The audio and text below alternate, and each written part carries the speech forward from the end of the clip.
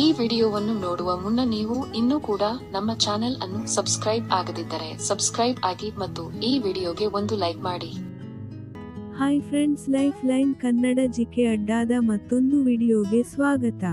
ಸ್ನೇಹಿತರೆ, ನನ್ನ ಹೆಸರು ರೋಹಿಣಿ ಅಂತ. ಅದೊಂದು ದಿನ ನಮ್ಮ ಮನೆ ಮೇಲಿನ ಹುಡುಗನ ಜೊತೆಗೆ ನಡೆದ ಒಂದು ಕುತೂಹಲಕಾರಿ ಘಟನೆಯ ಬಗ್ಗೆ ಹೇಳ್ತೀನಿ. ಯಾರು ಕೂಡ ನನ್ನ ಕಥೆಯನ್ನು ಮಿಸ್ ಮಾಡಿಕೊಳ್ಳಬೇಡಿ. ಅಂದಹಾಗೆ ಇವಾಗ ನನಗೆ 30 ವಯಸ್ಸು, ನೋಡೋಕೆ ರಂಬೆಯಂತೆ ಇದ್ದೀನಿ ಎಂದು ಪಕ್ಕದ ಮನೆಯವರು ಹೇಳ್ತಾರೆ.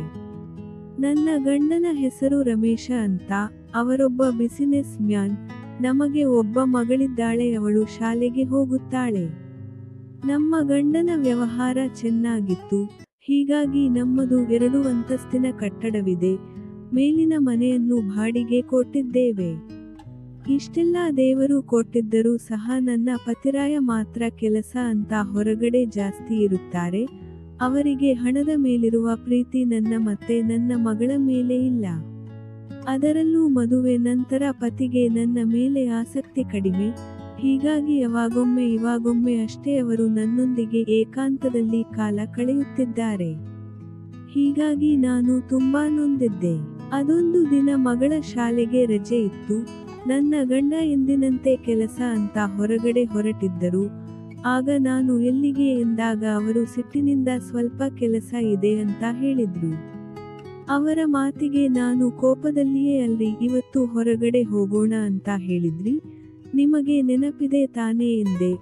ಆಗ ಅವರು ನನಗೆ ಅರ್ಜೆಂಟ್ ಕೆಲಸ ಇದೆ, ನೀವು ಬೇಕಾದರೆ ಹೋಗಿ ಬನ್ನಿ ಅಂತ ಹೇಳಿದರು. ಆಗ ನಾನು ಬರೀ ಯಾವಾಗ ನೋಡಿದರೂ ಕೆಲಸ ಅಂತೀರಾ, ಸ್ವಲ್ಪ ಸಮಯ ಫ್ಯಾಮಿಲಿಗೆ ಕೊಡಬಾರದಾ ಅಂತ ಹೇಳಿದೆ. ಅವರು ನನ್ನ ಮಾತಿಗೆ ಬೆಲೆ ಕೊಡದೆ ಕೆಲಸ ತುಂಬಾ ಇದೆ, ಸಾಯಂಕಾಲ ನೋಡೋಣ ಎಂದು ಹೊರಟು ಹೋದರು. ಸ್ನೇಹಿತರೆ, ಹೀಗೆ ಪ್ರತಿ ವಿಷಯದಲ್ಲೂ ನನಗೆ ನನ್ನ ಗಂಡನಿಗೆ ಜೋರಾಗಿ ಮಾತು ಆಗುತ್ತಿತ್ತು. ಒಂದು ದಿನ ನನ್ನ ಮಗಳು ಜೋರಾಗಿ ಅಳುತ್ತಾ ಅಪ್ಪ ಬೇಕು ಎಂದು ಹಠ ಹಿಡಿದಿತ್ತು. ಆಗ ಮಗಳು ಅಪ್ಪ ಯಾಕೆ ಇಷ್ಟೊತ್ತು ಆದರೂ ಬಂದಿಲ್ಲ ಅಂತ ಕೇಳಿದಳು. ಮಗಳ ಅಳು ನೋಡಲಾಗದೆ ಗಂಡನಿಗೆ ಫೋನ್ ಮಾಡಿದರೆ, ಏನಕ್ಕೆ ಫೋನ್ ಮಾಡಿದೆ, ನಾನು ಮನೆಗೆ ಬರಲ್ಲ, ನೀವು ಬಾಗಿಲು ಹಾಕಿ ಮಲಗಿ, ನಾನು ಬೆಳಗ್ಗೆ ಬರ್ತೇನೆ ಎಂದರು. ಅಪ್ಪ ಬರುವುದಿಲ್ಲ ಅಂತ ಮಗಳಿಗೆ ತಿಳಿದ ಮೇಲೆ ಅವಳು, ಅಮ್ಮ ಅಪ್ಪನಿಗೆ ಇರುವುದು ಇದೊಂದೇ ಮನೆ ಅಲ್ವಾ ಎಂದಳು. ಅವಳ ಮಾತು ನನಗೆ ಗಾಬರಿಗೊಳಿಸಿತು. ನಮಗೆ ಇರುವುದು ಇದೊಂದೇ ಮನೆ, ಆದರೆ ಇವರು ಎಲ್ಲಿ ಇರ್ತಾರೆ ಎಂದು ನನಗೆ ಅನುಮಾನ ಶುರುವಾಯಿತು. ಮರುದಿನ ನಾನು ಸುಮ್ಮನೆ ಯಾಕೋ ಇತ್ತೀಚೆಗೆ ಮನೆಗೆ ಬರ್ತಾನೆ ಇಲ್ಲ ಎಂದಾಗ ಅವರು, ಇವಾಗ ಏನಾಯ್ತು ಎಂದು ರೇಗಾಡಿದರು. ಆಗ ನಾನು, ಇಷ್ಟೆಲ್ಲ ಇದ್ದರೂ ಯಾಕೆ ಹೀಗೆ ಮಾಡ್ತೀರಾ ಎಂದಾಗ ಅವರು, ನಾನು ಇಷ್ಟೆಲ್ಲ ಕಷ್ಟಪಟ್ಟರೂ ನನ್ನ ಆಸ್ತಿಗೆ ಒಬ್ಬ ವಾರಸುದಾರ ಇಲ್ಲ ಅಂತ ಬೇಜಾರಾಗಿದೆ. ಮಗಳು ನಾಳೆ ಮದುವೆಯಾಗಿ ಬೇರೆಯವರ ಮನೆಗೆ ಹೋಗ್ತಾಳೆ. ಆದರೆ ನಾನು ಇಷ್ಟೆಲ್ಲ ಕಷ್ಟಪಟ್ಟ ಆಸ್ತಿ ಅಳಿಯನಿಗೆ ನೀಡಬೇಕಾಗುತ್ತೆ ಅಂತ ಹೇಳಿದರು.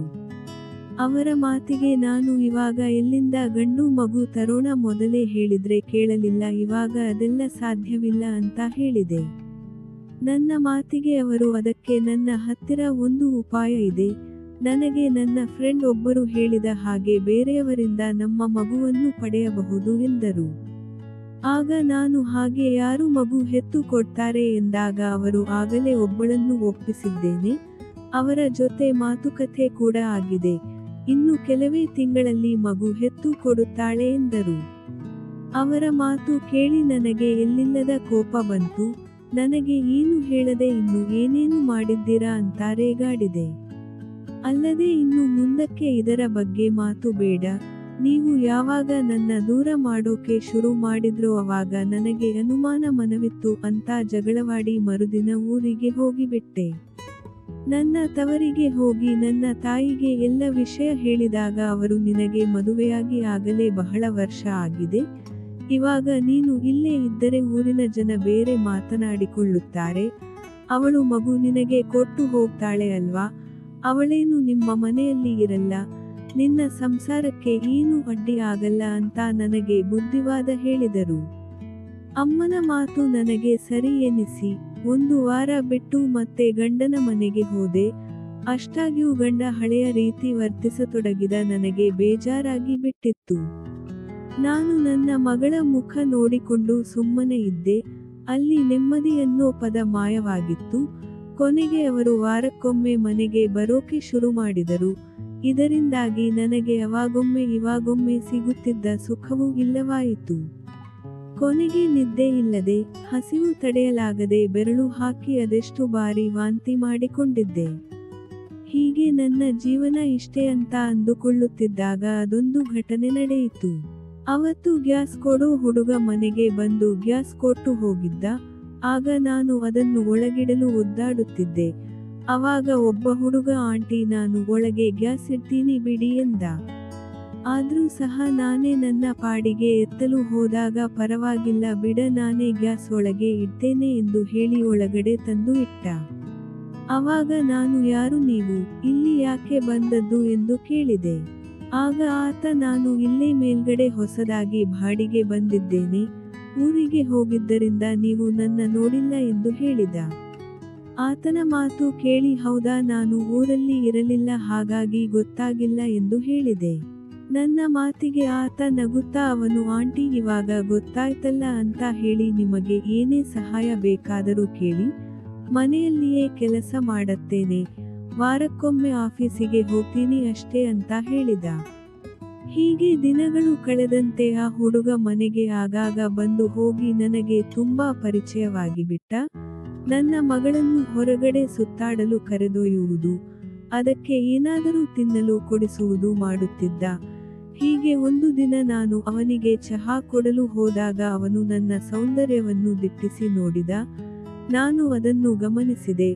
ಅದಾಗಲೇ ಹಸಿವಿನಿಂದ ಇದ್ದ ನನಗೆ ತಟ್ಟನೆ ಒಂದು ಉಪಾಯ ಹೊಳೆಯಿತು.